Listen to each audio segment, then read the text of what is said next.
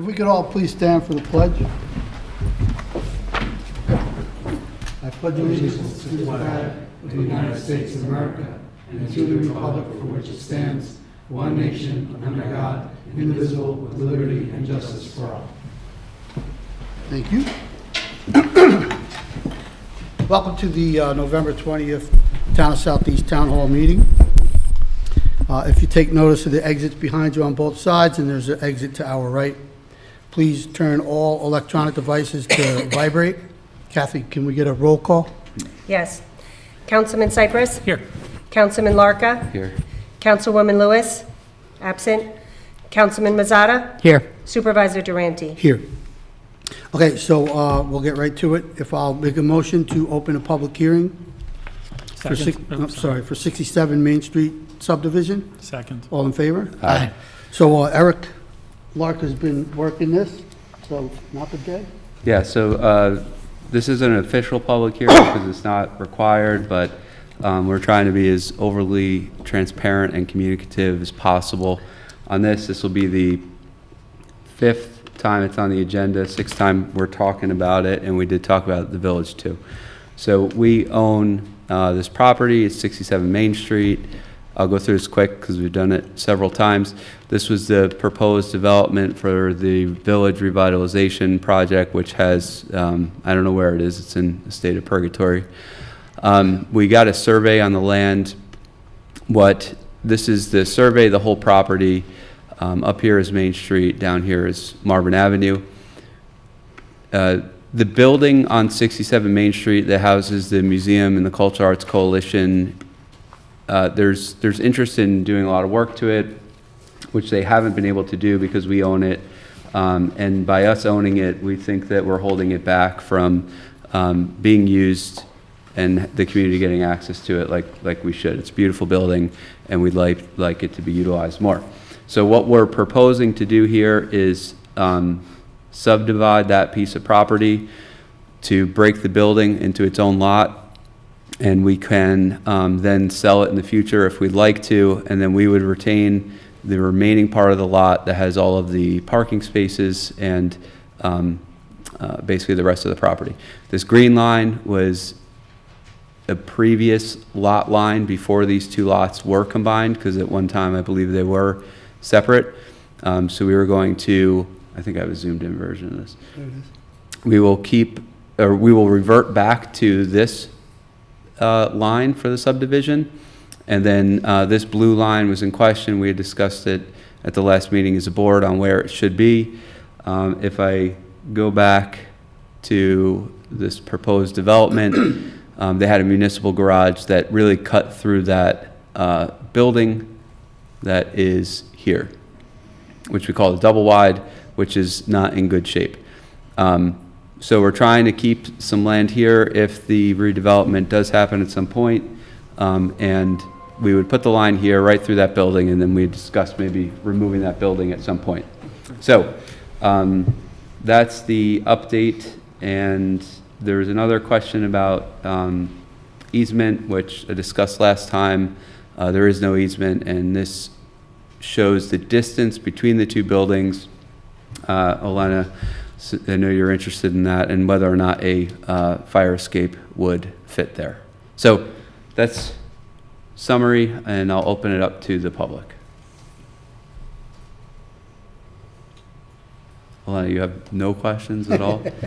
This is all for you. I just want a copy, I guess, You got it. of the survey, and I guess. Oh, can you go to the mic? Yeah. I'm sorry. For the record.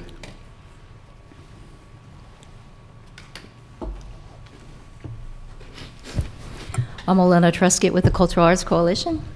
I would like a copy of the survey that Terry did, and it would really be nice if we could stick a ramp and a fire exit on the west side of the building, but it looks like she only measured 3 feet 6 inches. I don't know if that's possible, but we can talk about it. Whether it's something that the town can override codes on. Well, this would be village. So the next step for this would be, and I think the board's in agreement on where that blue line should be, and I'll send this to you. we will submit application to the village and go through their planning and zoning department. I had talked to Mayor Schoenig, and he said that, they're gonna help us through the process, so if we need any variances, I'm sure they'll hear us out. Okay. And on the east side, where you have the line drawn, This one? yeah, does that give us enough room to put even a ramp and a stairwell on that side? Or would we ask for variances or To the concrete easements? barriers. Yeah, I think it does. It's a good question. And if you want to let us know how much you would need, and maybe that's something that Michael, you, and the board can discuss, we can make sure that's in there. Okay, yeah, I think they need 15 feet from whatever property line. That's from a zoning perspective or from a fire escape? I think for, to put something, you need an access easement in order to put something there. As long, if the property line is within 15 feet of wherever you want to do something. And in this case, there isn't that much room, but I guess I could come to the town to ask. But if you're talking about like a 15-foot setback, we could just ask for a variance Okay. for that, but to the village, not the town. But the parking lot is going to be used still. Oh, yeah, yes. Are you talking about, Like if we put an elevator on the east side, you haven't given us, we're going to be on that property line when we put the elevator there. okay, But is Understood. that something that we can maybe work out? yeah. Okay. I'll send you this, and then if you want to send some questions, we could take a look at it. If we need to, if you want to, bump a block out here, because that's where it would go, correct? Yeah. I'm fine with doing that. Yeah, whatever it takes. Yeah. All right, I'll send you a copy of the survey and this, and then we can connect. Okay. And then, again, I'm gonna make application to the village. Terry Bergendorf or Collins, they can make whatever changes before we submit application. And then I think there'll be public hearings as part of that approval process as well. Okay, so it might be helpful if I bring my architectural drawings for the building that we had planned for 2018 to you and her, and she can maybe use that as the basis. Yeah, why don't you send it to me and I'll take a look at it. Okay. Okay, excellent. Thank you. Thank you. Anyone else? Can Oh. I ask a question? So she did the survey. If we wanted to bump that line out, like you say, they just can do that for us? Or Yeah. is that a new Yeah, survey? yeah, we can put both of these lines wherever we want. We want to obviously, if you look, this was the development plan for the village, so, I think when Elena is talking about would be fine, right? You'd have a block up here, but I think that we'd want to leave space. I don't think this plan was really ever going to work. The topography doesn't work, but I do think maintaining an access from Main Street to Marvin Yeah. should be good. Cool. All right, so we'll consider bumping this line out to accommodate an elevator in the future if needed. Okay. Anyone else from the public? So I guess I'll make a motion to close the meeting with a 5-day grace period? Yeah. Email? Right. Written comment. Written comments? Second. All in favor? Aye. All right, so we'll go right into the work discussion. Today, we have Mary Matson. She is our dog control officer. I just met Mary, but we've talked on the phone plenty of times. When we have issues with dogs or residents have issues with dogs, they call either the Humane Society. They don't call Mary directly because her phone would never stop ringing. So she came down today just to kind of tell us what she does for us, so that residents know she is available if there are issues. So Hello? So hello, good evening, everyone. I'm the dog control officer.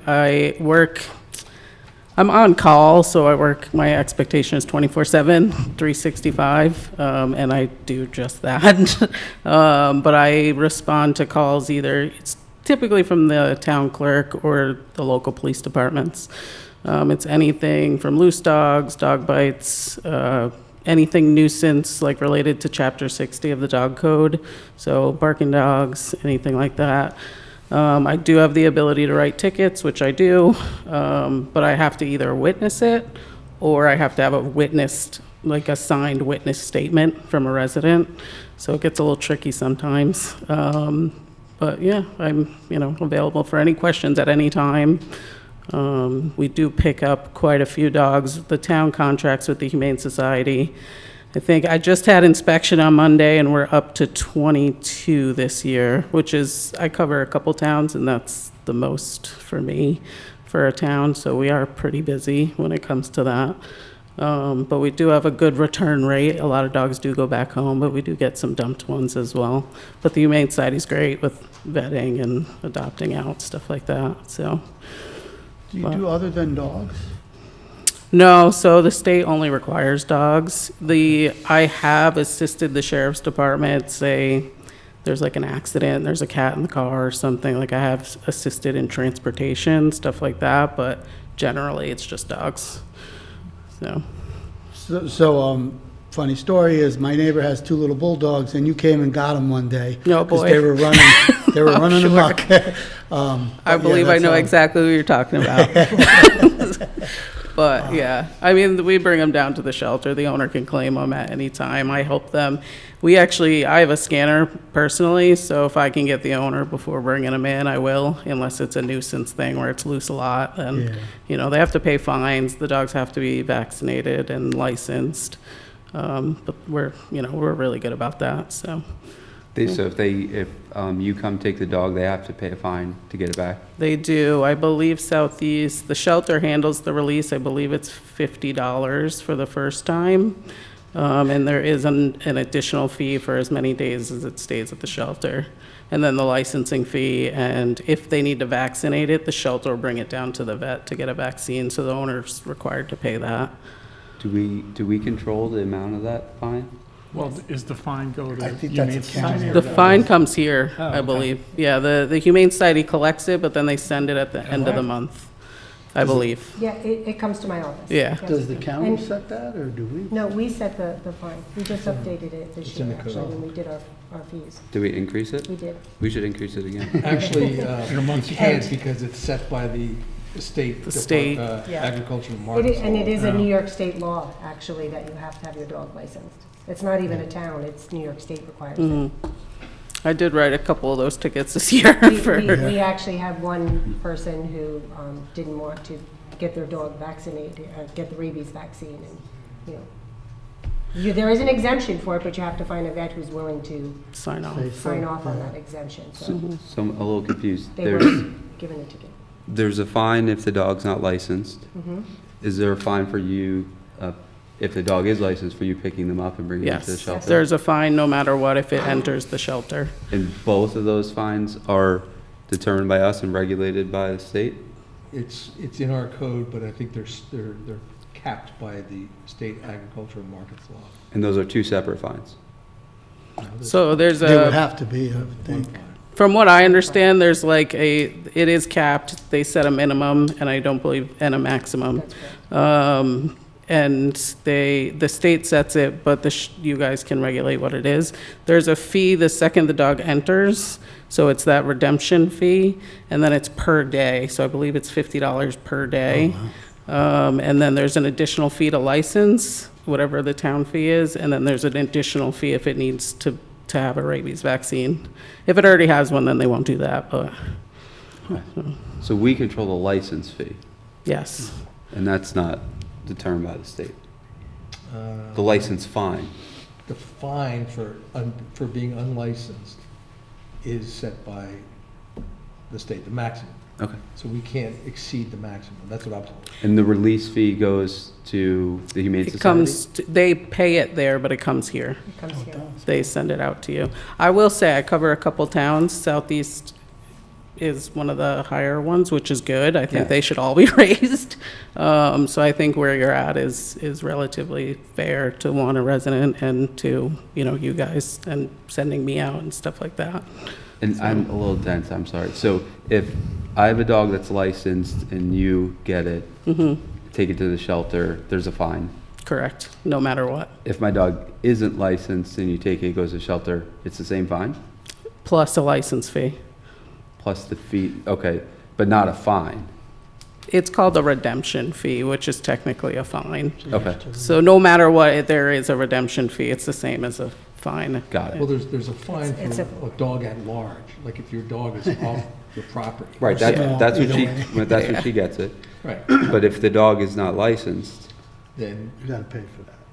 well, if Ms. Madsen issues a ticket for a dog off premises or an unruly dog, an habitual barking dog, it's returnable in the town court, and we could have a trial and we could impose a fine. But the fine is the maximum fine is set by state statute, and it's not that high. okay, It's not, yeah. got it. Thank you. Unfortunately, but- So what happens when the cats are going crazy? So there's no laws for cats, so it's hard to control, but there's a lot out there. But I do already assist, like if we get questions on cats, I'll refer them to the shelter, stuff like that. I know the shelter stepped up in the village when there was a lot of ferals, so Oh, okay. they're really good. They definitely help out. All right, So, great. You guys got any questions? I'm good, thanks, Mary. awesome. Thanks for coming. Yeah, we Of course, appreciate you coming. anytime. All right, thank you. Have a good night. Have a nice night. Thank you. All right, so our next discussion is municity and the building department update from Mike Levine. Mike, I actually wrote a little something for your walk up to the fest. So to talk about municity and the digitalization of basically our whole system, our records, how we operate, and those things to get us away from paper. So I met with Mike, Kathy, and Jackie, talked about the migration of Municity Connect portal to help us go digital in the building department, planning, and zoning departments. We're working on who'll be the leads in the building department, as Jackie would be the lead for the zoning and the planning department. Jackie actually does some level of digitalization already, so it shouldn't be a tough task for her. Kathy's going to be involved with most aspects because of the record retention portion of all of this. Kathy's been great with answering my questions on Laserfish and all that craziness. So last time we talked, I gave you guys some numbers for the implementation of the Connect portal and also the Laserfish. Laserfish was somewhat high, so Kathy's working with the county to understand what we can do with their Laserfish. We're trying to see if they will allow us some other rights than what we have, because we really don't have many rights with them, with their Laserfish right now. So we'd like to try to piggyback off of them a little bit more. Also, what we can do, I found out today, I talked to David from Municity. We can enter all our scanned information into Municity. They offer us 100 free gigabytes of storage. Every 100 gigabytes after that's a $250 yearly charge, which is considerably less than all the boxes around and all the storage that it takes up for us.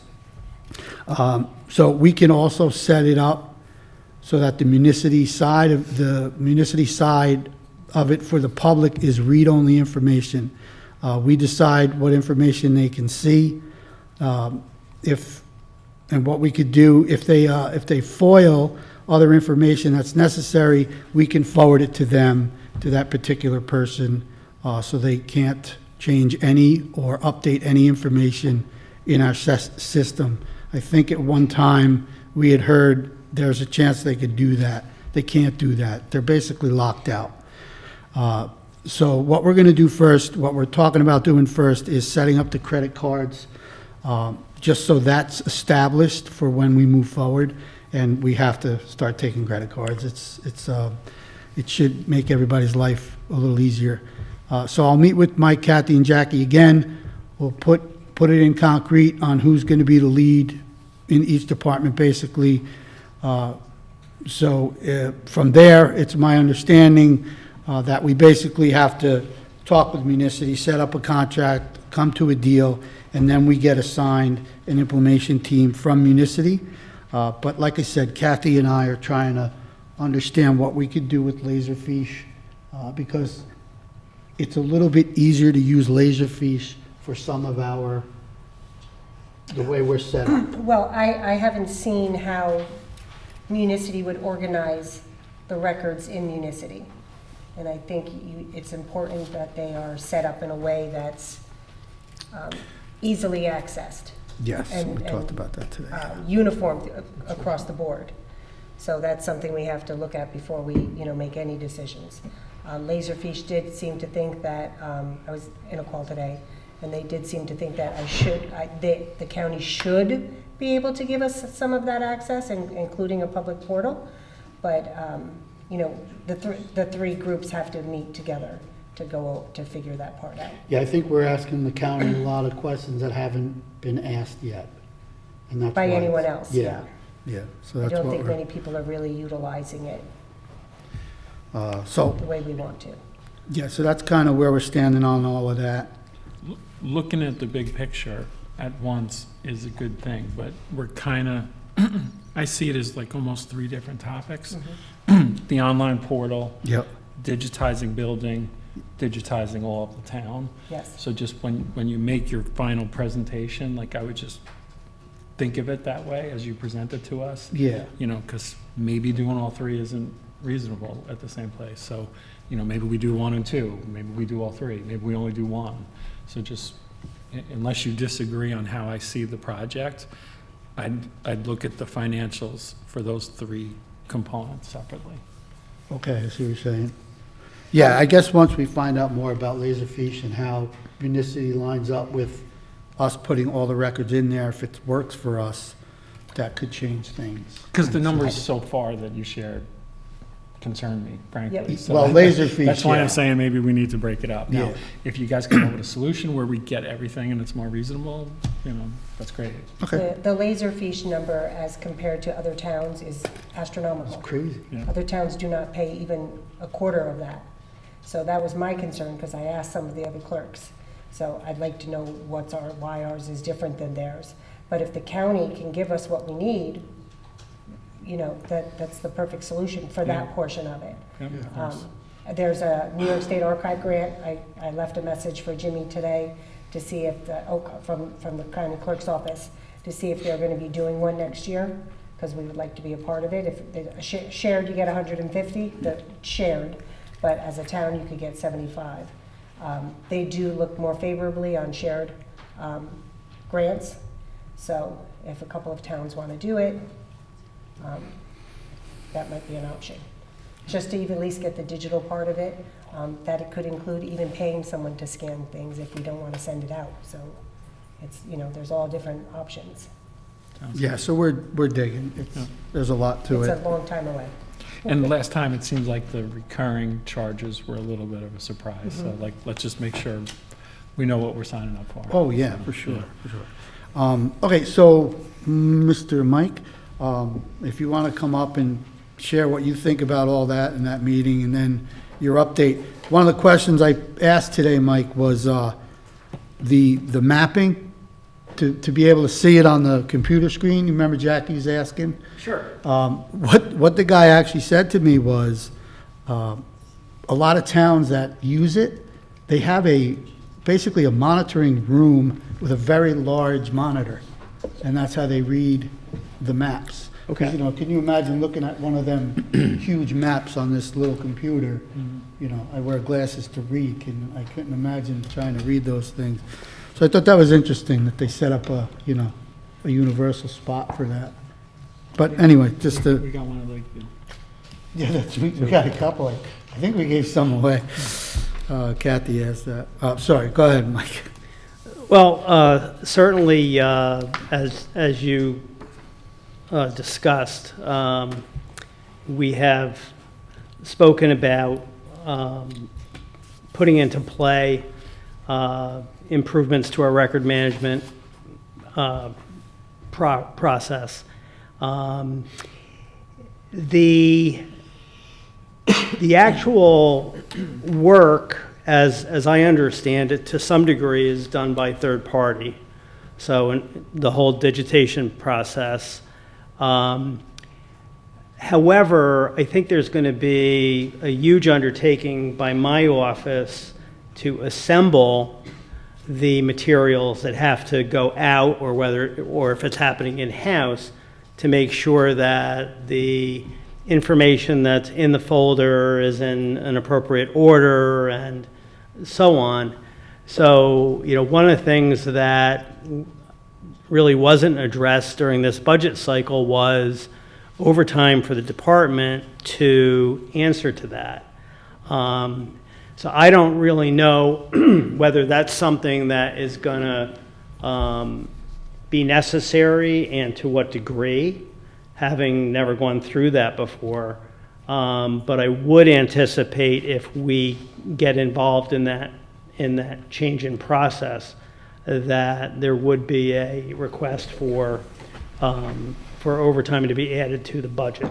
Kathy and I. just interrupt? Oh, go ahead. Oh, I'm sorry, but yeah, just whatever estimate should be part of your Oh, yeah. whole proposal. Yeah, and Kathy did say that in other towns, some of the grant money was able to be used for an employee to do some of the work. So, yeah, we'll definitely consider that. One of the thoughts that I had with respect to the online permitting, I drive a lot, so I think about these aspects of change.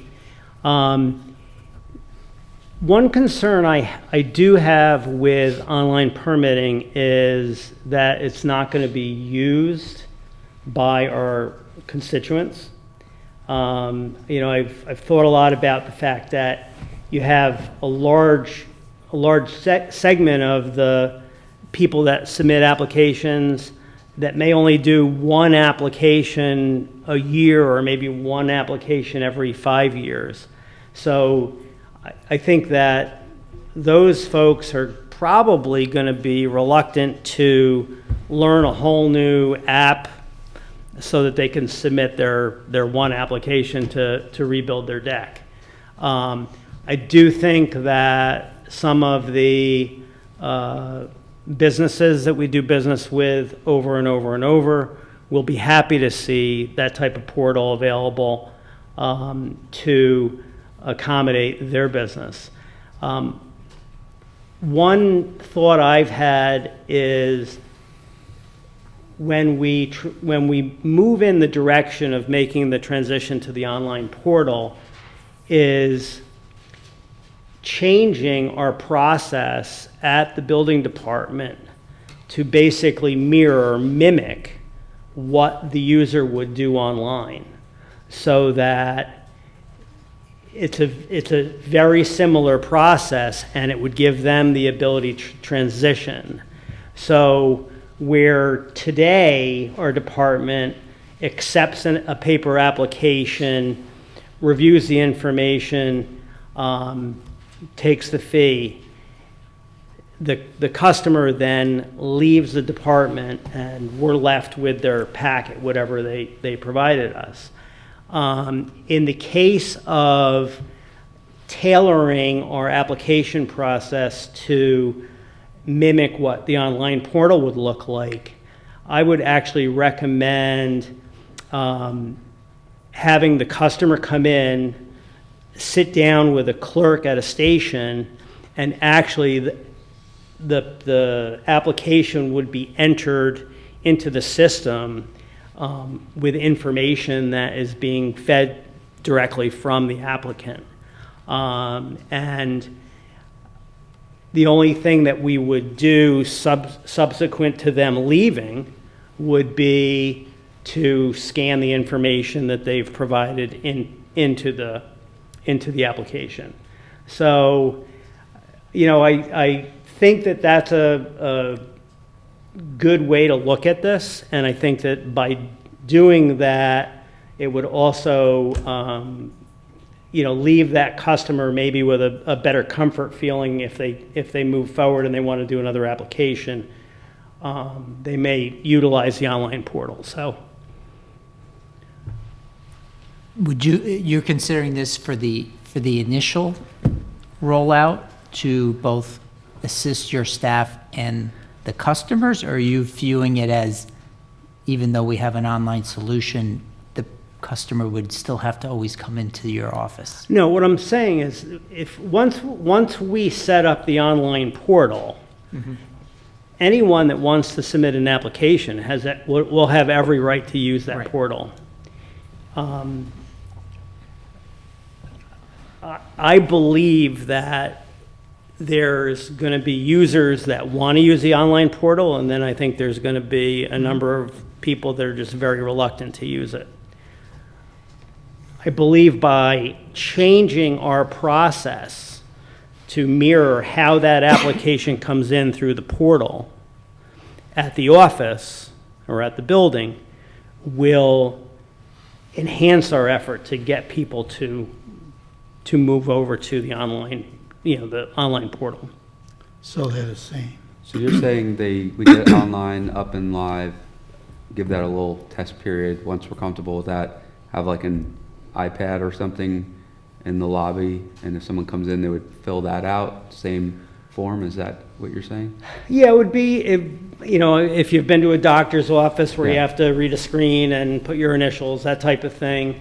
And then some of the information, the clerk will, work directly with that information, but it'll be done while the customer is there. So if there's questions or if they've left things blank, I think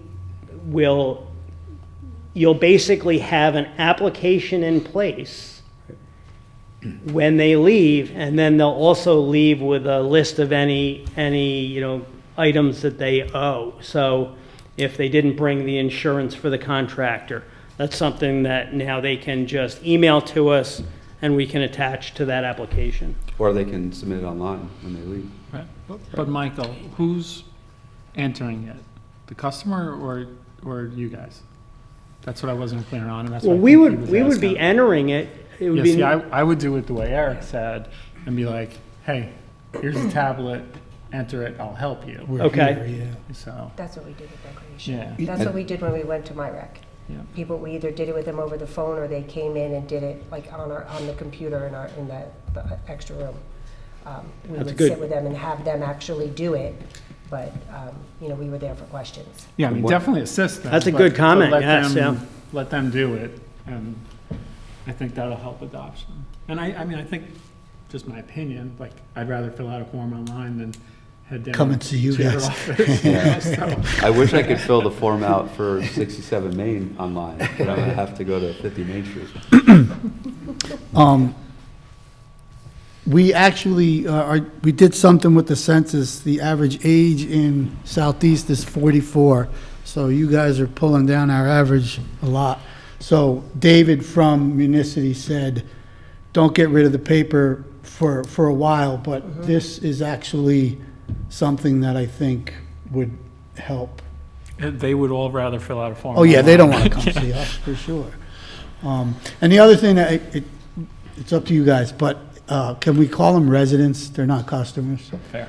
I just, for some reason, that kind of bugs me. They may not be residents. They may not be, that's true. Could be a contractor, but. Mike, I have a question about this, and I think I don't know if we talked about it recently, we talked about it last time. With this type of implementation, the training and the work effort is intense, especially for that rollout period. And last time we had to shut the office down for a few days. And I think it was during a busy part of the year. So have you considered what time of the year would be best to do an implementation like this? I would have a hard time answering that, other than to say that, the winter is probably the best time to roll it out. But I didn't get a guarantee from Dave, but it doesn't seem like we have to shut down. It can be done while we're operating. I think it was There's a our training. choice. To shut get it down. done quicker? Yeah. Okay. I mean, as far It's as the online portal's concerned, I mean, if we have, you don't know when applications are going to be submitted. So those applications are going to be submitted, and they're going to basically be docked in Municity until somebody goes to work on them. So you could walk in on a Monday morning and there could be 40 applications waiting for you. Yeah. Um, And you don't have to answer now. I just think it's something we need to figure out, because I think there were vacations. Somebody may have been out on medical. I can't remember, but we need to make sure we pick a good time to do this. That's all. It's fair. Okay, you don't have to talk about that anymore if you don't want to. Okay. Because I can give you a quick update Yeah. on where we're at for the year. This is a good time of year to kind of see where we're at. So we did 1,054 total permits this year, including 140 for rental occupancy. Completed 261 municipal searches. Over 1,400 building and life safety inspections. Currently, we have total revenues for the year of $420,000 against $450,000 budgeted. So we've had a very strong last couple months. I think the last time I met with you, I wasn't quite sure if we'd reach our revenue projections, but it looks like we'll be pretty close to the we're at to the 75% to the right now budgeted number. through October, so That's through, 78%, I'm sorry, Mike. okay. Yeah, so I mean, my number is showing about 420 as of today, so we should be pretty close. The office issued 544 certificates for completed work. Majority of the completed works for residences. We did have several COs issued for new commercial uses. So Lesser Evil at 101 Pugsley Road, Salsa Fresca finally at 1577 Route 22, Ground Donut and Horizon Nails up in Lakeview Plaza. Southeast Kitchen built a new building at 10 Old Doansburg Road. I don't know if any of you have been to that building.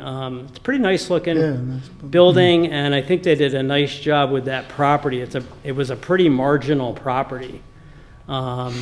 So if anybody's in line for a kitchen upgrade or a bathroom upgrade, it's a nice place to go shopping. Right across the street from DMV and the health department, a company by the name of Northline Utilities bought that building, and they wrapped up construction, and they're just finalizing their CO right now. But they did a nice facelift to that property, which was sorely in need of it. And then up in Clock Tower, if you're not aware, a new restaurant opened up where Clock Tower Grill had been, by the name of Flossie's Tea House. So those are just a few of the commercial occupancies that we issued COs for. Rental occupancy, recent legislation, we've updated our application forms, and Kathy put them online for us. And we've also advised the health department of the requirement within our code that the customers have to meet a certain standard for the septic. So there's going to be some communication there where the customer needs to reach out to the health department, so the health department completely understands and supports what we're asking for. So we'll see how that plays out. Finally, past this year, we did processed 556 complaints, issued 332 NOVs.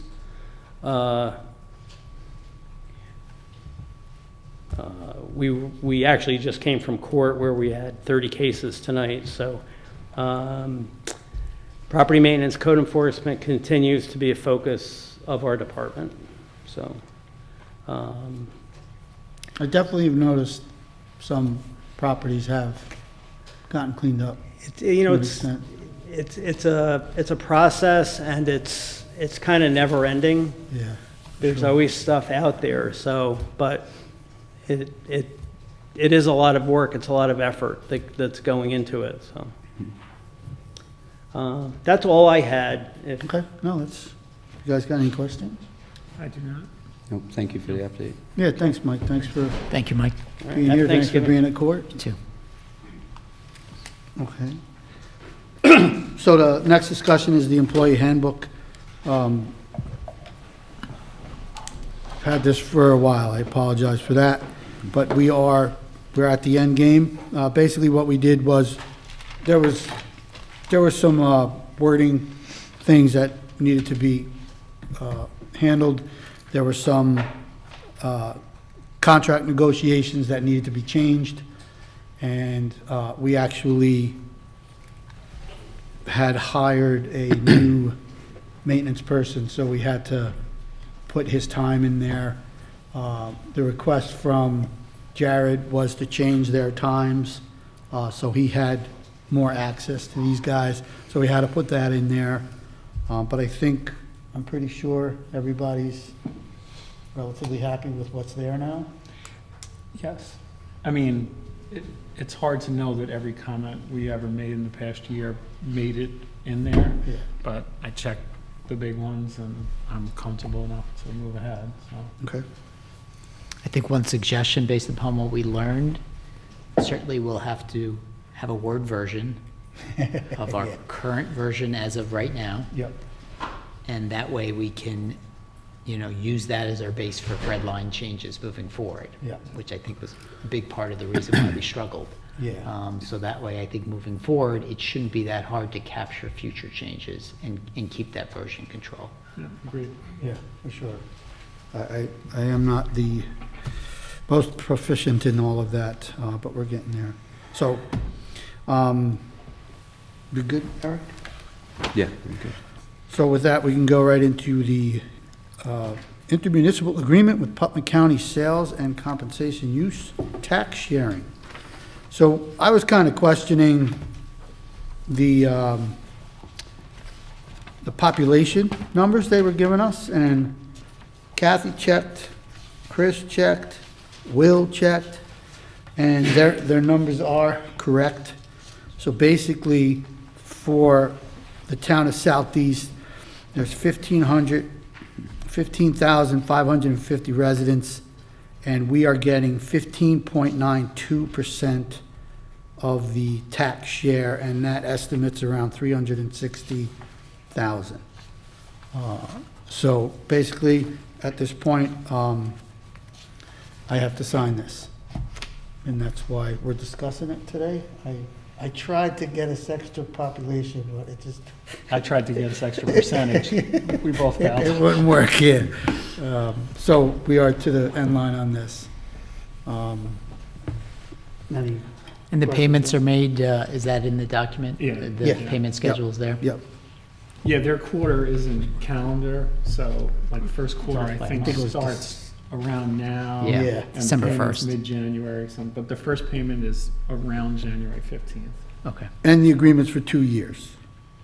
So we gotta hope that, it gets better in I think 3 that years. the reason why it's 2 years is it runs with the 2-year extension of that extra 1%. Oh, that's right. And that they vote on every 3 years? No, it'll go to the legislature of the state of New York. If the county legislature wants to extend it, they have to do a home rule request to the state legislature, and then they amend that section of the tax law. Because if the sales tax rate was to drop, the county's not going to want to share. Yes, exactly, yeah, okay.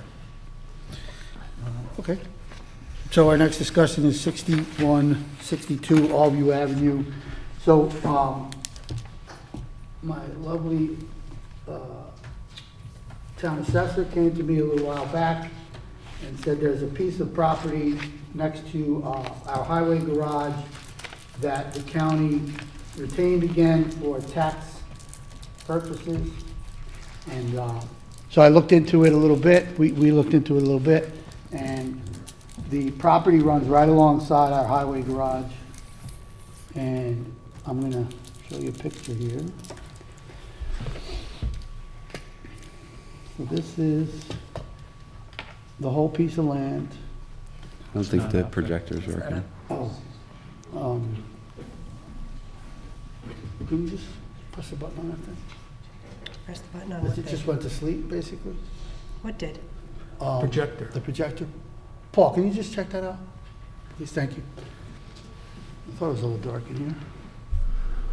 So what Will and I went to the county last week, or 2 weeks ago, and met with Kevin Compton, Bill Carlin, and we were trying to talk about us getting the land, because after I mentioned it to Kevin, Kevin was like, oh, yeah, sure, you can have it, blah, blah, blah. Apparently, Jim Schoening has been talking to a developer to do the village revitalization, and he's telling the person that there's a piece of land there that they could probably have if they would like to do whatever they want to do on it. So it's basically goes up to Allview, right next to Eric Larker's dad's house, up to here, and this is the whole piece. And here is our highway garage. So right now, Mike is encroaching on the property. So here's the line. These are Mike's items right here. So what the county is telling me, and Will, correct me if I'm wrong, they said next step, get a survey, and I truly believe that they are going to let us have what we asked for. The reason I made 3 lines is I don't want to get greedy, but I do want to give Mike as much as we can get for him, because basically the reason the county got this back was the land is kind of undevelopable from the Allview Avenue side. And from our side, it runs along our whole property line. And to get into our highway garage, we already have an easement with the DEP, because they own the land down here in the corner. So nobody else can use that access. So that's why I think the county's willing to let us have what we want. So here in the corner, the far red line, this piece is actually number 63, Allview. And Lori and I concluded that it's landlocked because there's no way to get out. You can't get out on our property, and you can't get out up to Allview Avenue. So it's just like a piece of block on this other piece of property. So the red line is basically 250 feet from Mike's property line. The blue line's 185, and the yellow line is 130 feet. So Mike was asking for like 200, because he feels like he's already 40 feet in here. So basically, we have to get it surveyed. The estimate for the survey was $5,100. And I can say I'm very confident the county's going to let us have it if we can get them the survey and, convince them that we're going to use it. Yeah, I mean, I expressed concern about the cost of the survey and it's all rumors, but I've heard different rumors about that property. And, you know, initially it seemed like, yeah, they'd give us whatever we wanted, and then it was starting to not feel that way. Yeah. And I was hesitant to spend $5,100 if there's no chance. So- Yeah, I mean, I could definitely speak with Kevin again, but like I said, I got a good feeling at the meeting. Compton was like, yeah, let's just get it done, you know, and Jim was on the phone. Jim was actually out of the country at the time. But this is village, this property is within the village, so, right? Yes, It was annexed into the village, back when they were trying to do the proposal of the last developer, BOS Development was the name of the entity. And because they were, I guess, planning on accessing the village's water and sewer, they needed to be in the village. So there was an annexation proceeding, which I have totally forgotten about, but it was reminded me by Lori. And so that land, which was once in the town of Southeast, is now actually in the village of Brewster. Okay. yeah, so if you want, I can reach out to Kevin again. get him- It was just me. I mean, I don't know how anybody else feels, but. Yeah, I mean, how long ago was your conversation? 2 weeks. That meeting 2 weeks. with the county executive? Yep, yep. And at that point, they Yeah, I was, had no hesitation? well, you know, they were basically listening to Jim's input. But, you know, I basically told them there's this much other land. I'm not sure Jim knows that it's kind of like landlocked. It's going to be a tough fit for anyone that goes in there. And really, when I walked it with Mike, it's relatively flat right around his garage, up to probably the blue line. So he can definitely utilize it. Will, could we have any contract drawn up in advance, basically saying, you know, both parties agree to, subject to the, We could have a memorandum of understanding. subject to the, It'd be, you know, subject to it. One of the good things about dealing with the county took it in rem for failure to pay taxes after a number of years. And whereas if we were doing it, we'd have to go through a subdivision process. The county, because of the Monroe doctrine, as they call it, can basically just file a plat and subdivide it and convey us the land that they've identified for. And of course, it would have to go through the county legislature. They'd have to approve it. And I don't see any reason why they won't. Both Both legislators wrote a letter for us. Both legislators wrote a letter for it. Got a new legislator coming in, and I have no reason to believe that he'd be against it.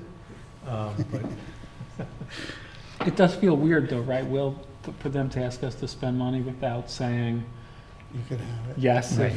if we're good, like that? I felt, as Nick did, that it was like, this is gonna get done, but we're not gonna do we're not gonna do Yeah, the they're not drawing. gonna. So Yeah, we okay. said, well, we'll do the drawing, but, you know. And there was no talk of a fee or anything for us to get it from them. They're No, just no, no. basically- This would be we've done a number of different things with the county where they've basically given us land over time with the reversionary clause that says if you fail to use it for municipal purposes within a certain period of time, then it reverts back to the county. Case in point is Sunset Ridge or whatever they call it. Right. Yeah, yeah, okay. Yeah, so that's, I mean, that's it. I'll put the transfer to you guys, and if we can get it done, we'll get it done. And like I said, I'll reach out to Kevin again tomorrow. would we feel better if we had the MOU in place before we contracted for the survey? I mean, Is there a way we would can that write bind it, something would up? that give us any assurance that they couldn't change their mind and Well, the reality is that when you get the legislature to sign the MOU and the Yeah. county executive. so I mean, Will's sign it- point is there's risk in the legislature, but it would have been nice to at least, you know, the CE and Compton were, you know, were officially on board, I guess. Right. But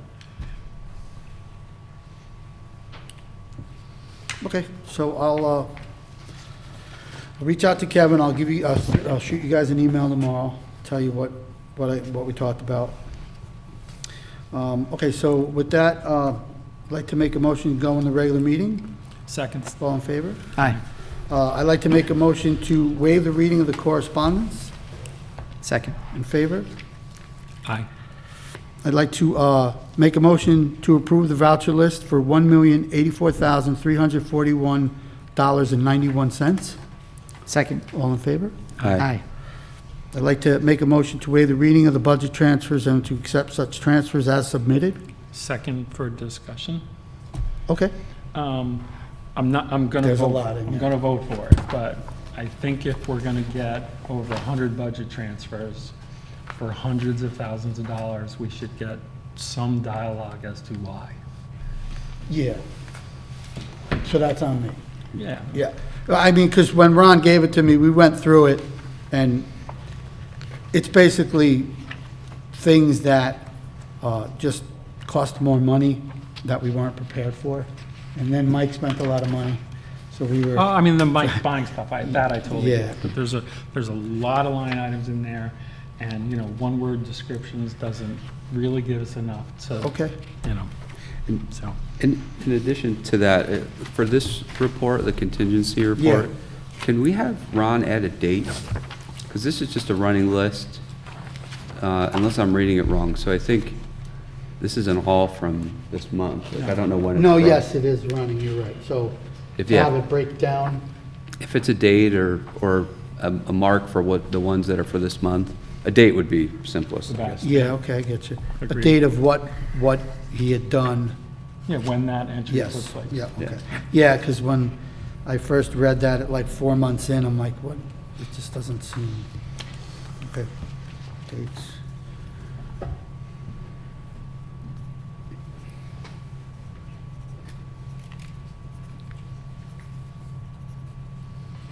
Okay, so, Still need to vote. yes, so I'll make that motion to accept such transfers as submitted. Second. All in favor? Aye. Okay, so supervisor's report. I sat with Ron today. Ron was actually he was going through the projections for the rest of the year to see where we're gonna land, and we're very close. We look good. We're not, Mike spent the most money. We are, he spent a little money out of his fund, but he got a lot of vehicles, probably doesn't need to do much. Next year, I've gotten a lot of grant money for him to take care of his building, so he's not gonna need money for that next year. And before with Mike Levine,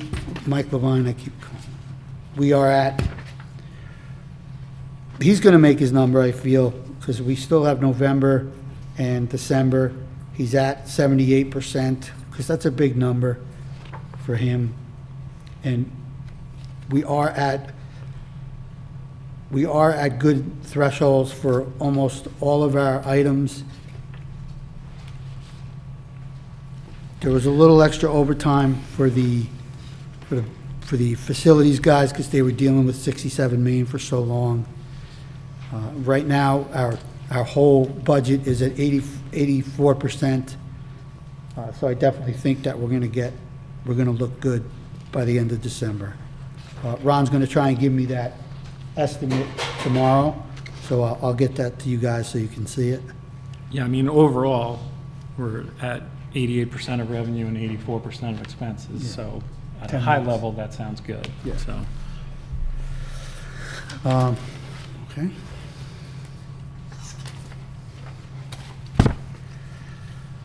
So with that, I'd like to make a motion to set meetings and public hearings. Second. In favor? Aye. So all meetings will be held at 1360 Route 22, Brewster, New York, at 7 PM unless otherwise noted. Thursday, December 4th, 2025. Thursday, December 18th, 2025. We have a couple of resolutions today.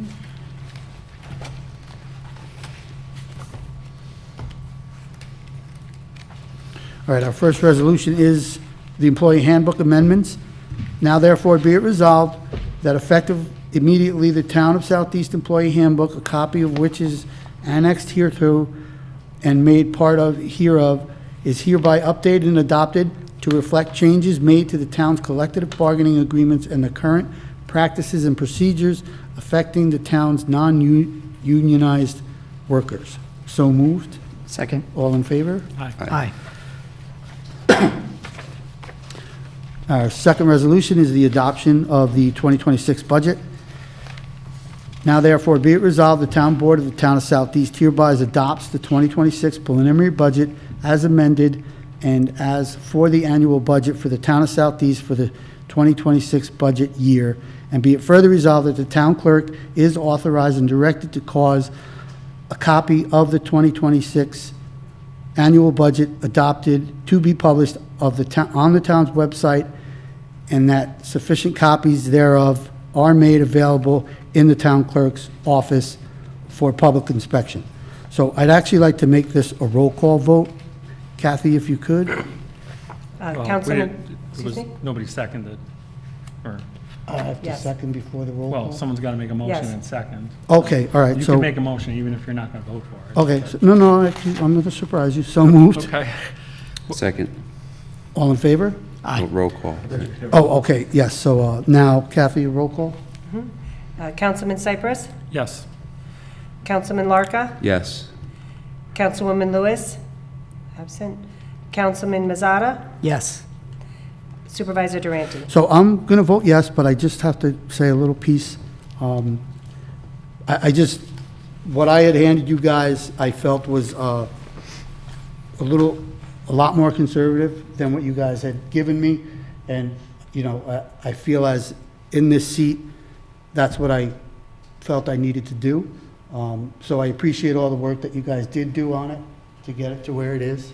So I just wanted to say that piece. It's not, and, you know, like you did last year, so I'm confident that we're going to be okay. Yeah, I mean, there's no doubt that the work we did introduced a little bit more risk. But, you know, last year, we cut the supervisor's proposed budget. The year before that, we cut the supervisor's proposed budget. And every year we hear that it's too risky, and it looks like, yet again, we're going to be just fine. Yeah. So I'm very comfortable with the work we did. Thank you, guys. So I'll go into our next resolution, excuse me. It's a CSEA Collective Bargaining Agreement Amendment. Now therefore be it resolved that the supervisor be and hereby is authorized to execute a supplemental memorandum of agreement to amend the collective bargaining agreement with the CSEA, which commenced January 1st, 2025, and expires on December 31st, 2028, to accommodate for additional responsibilities and duties of the clerk assisting the town assessor in the form and substance approved by the town attorney. So moved. Second. All in favor? Aye. The next resolution is the Centennial Golf Parking Resolution Establishment Performance Bond. Now therefore be it resolved that the bond amount shall be established for the project set forth below. Centennial Golf Parking, site improvements, $1,040,000, soil and erosion, $100,000. And be it further resolved that a certified copy of this resolution shall be transmitted by the town clerk to the planning board secretary forthwith. So moved. Second. All in favor? Aye. Our last resolution is the intermunicipal agreement with the county with its sales tax sharing. Now therefore be it resolved that the supervisor is hereby authorized to execute and deliver to the county of Putnam an intermunicipal agreement between the county of Putnam and the town of Southeast, taking effect December 1st, 2025, and ending November 30th, 2027, regarding the sharing of a portion of the sales and compensating use tax collected by Putnam County with the town of Southeast in the form and substance annexed hereto. So moved. Second. All in favor? Aye. All right, so we can go on to new business. I have something today. I hope you all saw the email from Mike about the van for the rec department. So he found a van for $5,000 in Albany, Alabama, from an Air Force base. It's a federal, what did he call it? It's a federal entity, so we can basically go right to the site. And he's estimating $2,000 for delivery of the vehicle. Last time he did a delivery for a vehicle from around the same location, the number was $1,500. So he just made that a teeny bit more in hopes that he's on target. So I was gonna put that out to you guys for tomorrow to see if he can take care of that, because he says it has to be accounted for tomorrow. So, 2 questions, and I fully trust Mike and his sourcing, Yeah. but, like, no one's told us what this van is, it's just a Oh, van. I'm sorry. It's a, it's a. What year, what model? It's a Chevy van. It has 25,000 miles, and it's only ever been on the air base. So it's a 2006. full-size, like, Yeah. G-Series van, Yeah. like, okay. Covered up. It's a 2006 Chevy 1500. 2006. Yeah, so it's been on the base for this whole time. So when Jared first asked for this, did you do a budget transfer for this, or are we now saying spend the money and there's no budget line for it? No, there's no budget line for it. We were going to try to just come out of the general fund for it. Right, Mike- but legally, before you tell Mike to buy it, there needs to be money in a budget line, so we're backwards again. Oh, we have to. I don't have a problem with the purchase, but Yeah. we're backwards again. When we knew we were shopping, we should have done the budget transfer. Yeah, not knowing the number. Well, you must have an idea of what you wanted to spend. Yeah. All right, let me, I mean, at this point. I don't want to blow the deal, so. Yeah, you yeah. know, But that's Let me- what we should have done. Because I talked to Ron today, and that's what he had told me. He said we weren't going to line it, we were going to take it out of the general fund. Maybe he did do that, I don't remember. I'll check with him, and I'll let you know in the morning. You know why that's important as well, Nick? Because if we do the transfer, we are basically establishing a not-to-exceed amount Yeah, as well, if we planned it the right way. Yeah. Versus kind of acting this way where we're just getting the deal and hopefully we have the funds available. So from a process perspective, we could have agreed, we feel like up to $10,000, you're could have up done to that be able to transfer. do it at the it would have discretion, just and you been could have just sitting there. acted already. okay, yeah, I You see know. what you're saying. You could, if you waive the rule. What's that? Could waive the rules tonight to make a motion to accept it if you wanted to. Can you explain that? If you're looking at authorization for the transfer? expenditure, you could do a verbal, motion to waive the rules, and then offer a motion to authorize the expenditure not to exceed X amount of dollars to be, Yeah, that part I'd be okay with, but we don't know the budget transfer lines that, That they'll go you know, to. so. So should I, Should What I- I would do is I would do what Will is suggesting. Yeah. So at least that part's okay. yeah, and then And we, I'm still uncomfortable that we're spending money without a budget line, but at least we're a little better than doing nothing, so. okay, I would make a motion to waive the rules and add this to the agenda. okay. Second. Yeah, so I'll make the motion to waive the rules to add. All right, well, I just did that, but Oh, okay. okay, I'm sorry. I thought I had to say it. No, I'm sorry, but I'm trying to help you. I get you. I seconded, all in favor? Aye. Aye. So now you can make a motion to say what Will said. So now I'll make a motion to, authorize an expenditure for a, what is it? $7,000. Yep. For a 2006 Chevy 1500 van, not to exceed $7,000 for shipping and, for delivery and the van. Second. All in favor? Aye. Okay, that wasn't so, okay, so that's all the new business I had. Anyone else? I've got two things. I don't know, I heard there was a traffic safety meeting, and I heard from Mr. Seaman, and you're more than welcome to come up and talk, but I think we should get an update. I saw the letter that went out today, Yeah, and to the school. Yeah, I saw the minutes, I'm fired up, so I want to make some comments, but I don't know if you want to give an update first. Yeah, so you can come up, Scott, but I asked the DOT person, when we were here last month, you told us you were gonna give us another traffic study. And she says, no, we did one in 2024, and I said, but you said it, and she says, well, we're not gonna do it. Yeah. And then even Mike Burdick was sitting next to me, and Mike basically said, they're not changing their policy. So that's why I think now we get a letter from the school, and we're gonna have to knock on some doors. Yeah, so unfortunately, I was in Memphis yesterday, or whenever it was, so I couldn't make it. But Scott sent me the minutes from the prior meeting. And I'd gone to a meeting over the summer, then I went to this meeting in September. During the summer, they said that they did a traffic study in 2024 when they sent us the communication saying, this intersection doesn't meet the warrant for a traffic light. I said that it was done way before then. The gentleman there flippantly told me to foil it, which I did, and you guys know that. I went to the meeting, and this is from the minutes. It says, Councilman Lark has submitted a FOIL request to obtain information to get some answers of his questions, and it says the traffic study was requested in 2019 but not complete until early 2022, which was during COVID. I argued the traffic counts. In the meeting, I think I was shushed and basically told, you're going to get a traffic study, and it's in the minutes. DOT states they submitted a special request, which was approved, and they're going to do another traffic study. I didn't go to this meeting, but I'm told they deny all that. Yeah, and then the traffic study itself, it's 72 hours, Tuesday, Wednesday, and Thursday.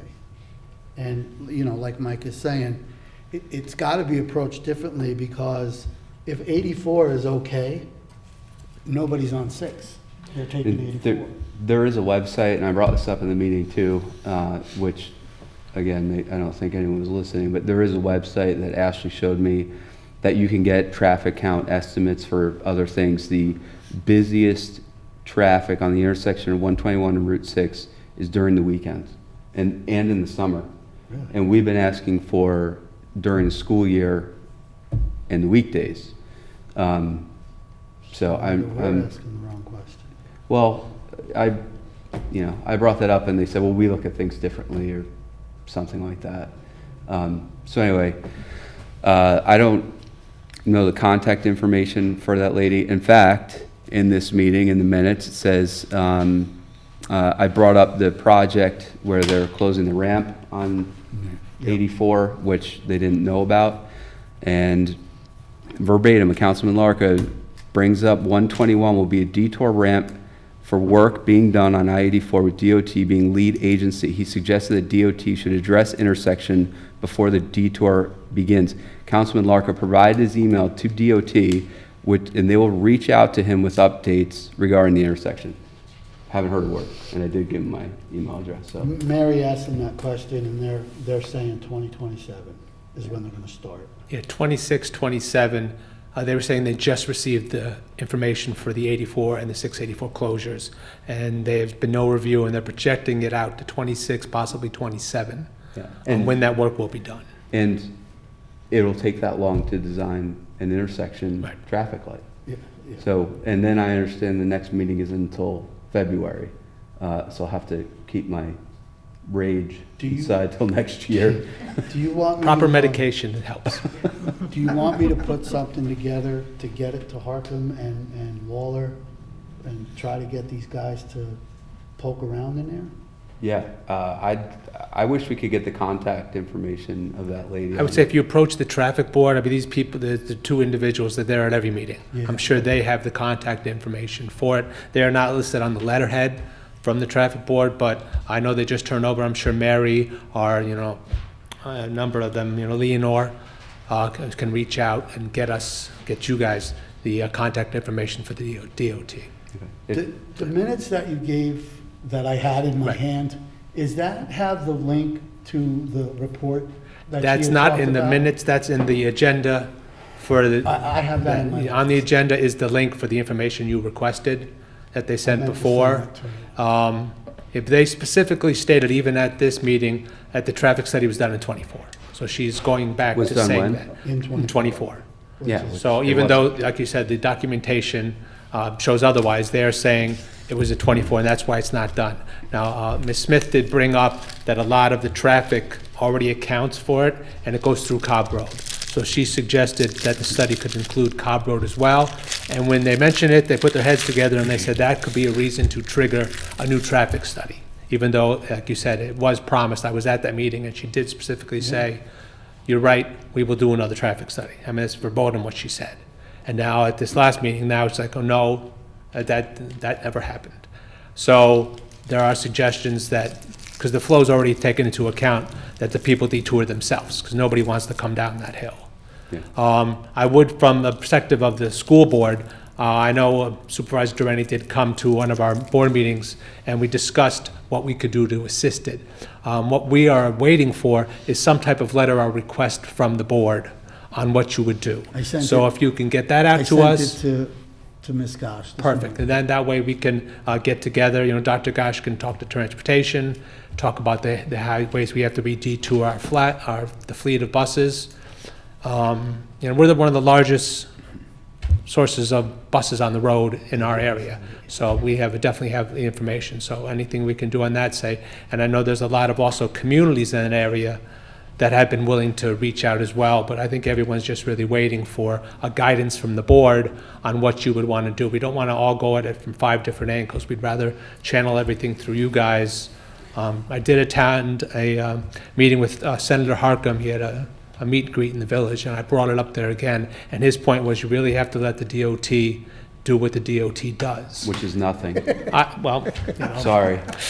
Nobody wants to spend $350,000 on a traffic light, is basically what It it comes is down to. frustrating because we're getting blamed. Well, we get a lot of heat for that intersection, and we're working on it, and their incompetence makes hurting us look incompetent. And I'm State sick to loves be to share. tied. What? The state loves to share. Yeah.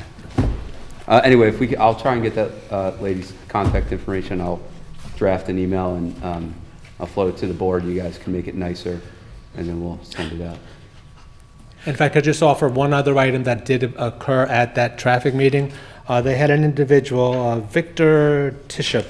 He was discussing Pisco Hollow Road.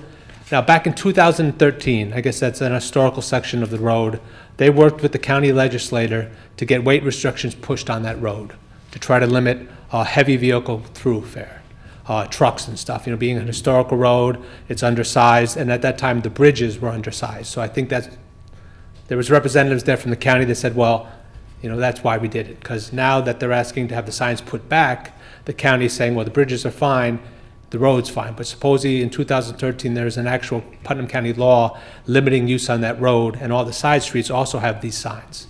So I don't know if that's something Southeast, having a lot of historical roads, could attempt to use, or something similar to try to limit some of the heavy truck transportation through our areas and our neighborhoods.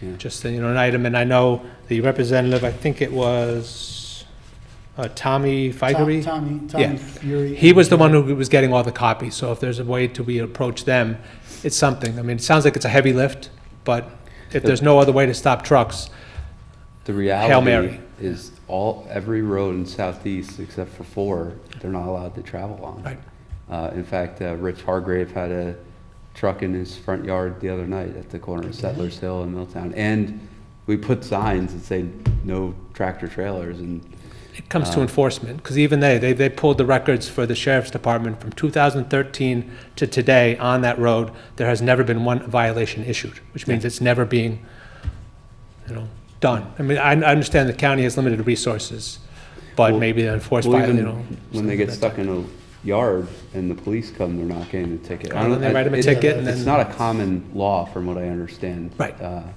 But we could, Nick, or if you want to look into it. Yeah, I'll ask Tommy, I'll talk to It's just Tommy. something, and that man was very thorough. He even wrote a song about it. So, it was, Yes, he you did. missed quite a meeting. I mean, Yes, it was an interesting. he was an interesting character, gentleman. but thank you for your working on this. And of course, I will back with Dr. Gosh and see if there's anything we can provide, in that aspect. Thanks. Thanks, Scott. Thanks, Scott. Could we allow Pete to give tickets for tractor trailers?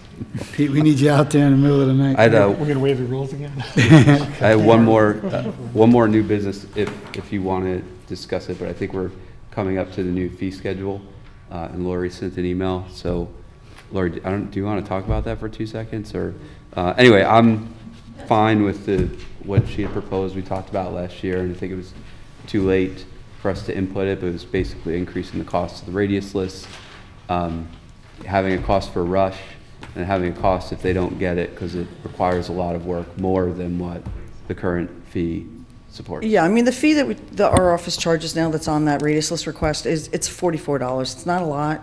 It's enough for the last, I don't know, probably 10, 15 years. But I know that we've reviewed all our other fees over the years, and, you know, my office isn't a huge fee generator, but it does take time out of our office's day to pull them, and people have gotten more used to calling in on a Thursday, and, oh my God, I have to have it in by tomorrow. Can you, so like we drop everything, we do it for them, they come, they pay for it, but, you know, then that's hindering my workflow in my office, you know, and we're trying to accommodate the clients that are coming in that want to do these projects. So Eric Larka and I had mentioned casually a couple months ago, maybe we should increase the fee. Everything's more expensive now, you know, paper, copies, printers, whatever, to $100. He didn't seem to think that was unreasonable. And then with this whole last minute thing, I'm like, you know, well then we should also be able to charge a rush fee, if you will, if it's less than 24 hours notice. If they, you know, like the other day, my clerk was at the window, she came back, I said, do you have somebody at the window waiting for that? She's like, yeah. I said, no. I said, tell them to come back. Just like that. I said, you can't just drop everything and have them wait for you to do this for them. What if you were in the middle of putting a deed through or something important? She means well, and she's excellent. But in a case like that, I would like to be able to charge a fee to accommodate us accommodating them on short notice. And then we'll do the same thing. We'll produce the list and the labels, and we'll let them know that it's ready to be picked up and paid for. And I have one in my office for probably a week now. They haven't picked it up. We've done the work.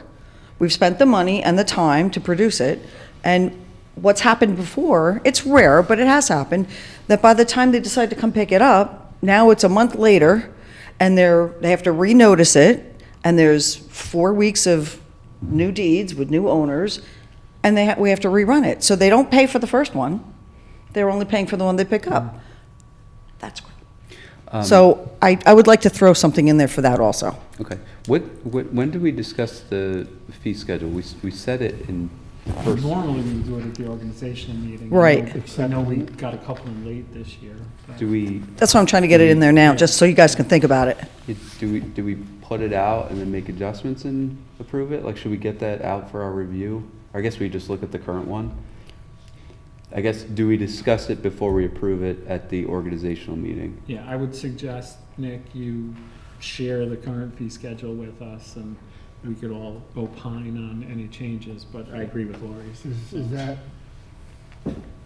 that's the proper process. Yeah, so you can Okay. put it on for the next meeting? Yeah, that'd be Meeting great, after. like for discussion or whatever. Yeah, Okay. I'd Thank- appreciate that. Thank you. Thank you. Thank you, Miss Laurie. I have one more thing. You said, I'm just kidding. That was a joke. yeah, all over it, man. Hold on one sec, sir.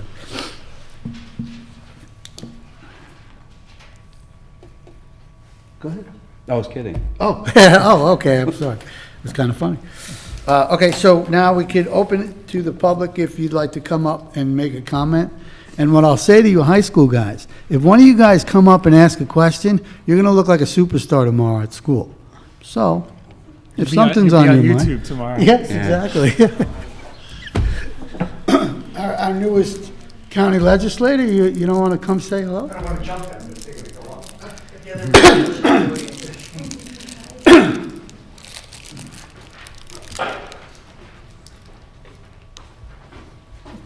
Hey. Scott Seaman, Town of Southeast. I'm here from the Brewster Board of Education. Just wanted to go through our updates. We finished the fall season, going into the winter sports season. Just had all our Veterans Day ceremonies, and we're looking forward to our fall ceremonies and everything we're doing for the holidays and Christmas and such. as always, like to thank the town for what they've done for our students, and if there's anything we can do, please let us know. And happy Thanksgiving to everybody. Thanks. Hey, You too. Reed, don't you want to tell us about the, I'll give you a little bit. Yeah, I'm just- getting more information. just a little I know bit. you're very tied to. I like The NJRTC group has been highlighted recently. They're running a number of armed, unarmed drills, any number of items, and they're really doing extremely well. In fact, the last one they were at, when they placed second, they reviewed the card, and they actually placed first. So they had to re-list that. But they're going above and beyond what's going on. I'm trying to put together a list for you on that, and so maybe towards the end of the school year, I can give you everything that's going on with them, so I know how Nick likes to celebrate our students. We can make arrangements to do something with that and bring in some highlights for you. Awesome. But of course, thank you. Thank you. Thanks, guys. Scott. Thank you, sir. Good evening, all. I'll tell the students this, because I just left a county meeting where I guess some of your... You have to students were up introduce there at yourself. The accounting meeting, sorry. You have to introduce yourself. My name is Thomas Regan. I'm a proud resident of the town of Southeast. But you guys definitely chose the right meeting, because those guys were over in the audit budget meeting. Definitely much more fun over here.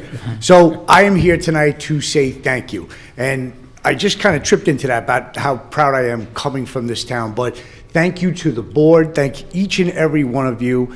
I am so proud to represent this town. I'm very, very appreciative of all the work that goes on and making our town what it is. And I promise, as I've always done, to do my best to do by Southeast while I'm over in that job in the county. So I did want to come by and thank each and every one of you and pledge my allegiance to Southeast. I do love this town. I love the people that are here, and like good family, right? We always argue amongst each other, right? But the job that you guys do make me want to do the job that I plan on doing over there, which is do the best I can for our town and for you guys. And thank each and every one of you, because I would not be here if it was not for each and every one of you sitting up there, and to all the residents, thank you so much. Thanks, Tom. Thanks, guys. Congratulations, Yes. and we have a long list of asks. There's red lines, yellow lines. I like green lines, Nick. If you're gonna make a chart, put a green line in there for me. Big number. Thank you so much, folks. Thanks. Thank you. Thanks. Does anyone else from the public have a comment? Anybody from the board have a comment? No. I'll just say, it's the end of November. Happy Thanksgiving. Enjoy your holidays, even if your family makes you nuts. Remember that you love them, and hang in there, enjoy your time off. And with that, I'll make a motion to close the meeting. Second. All in favor? Aye. Thank you, everyone.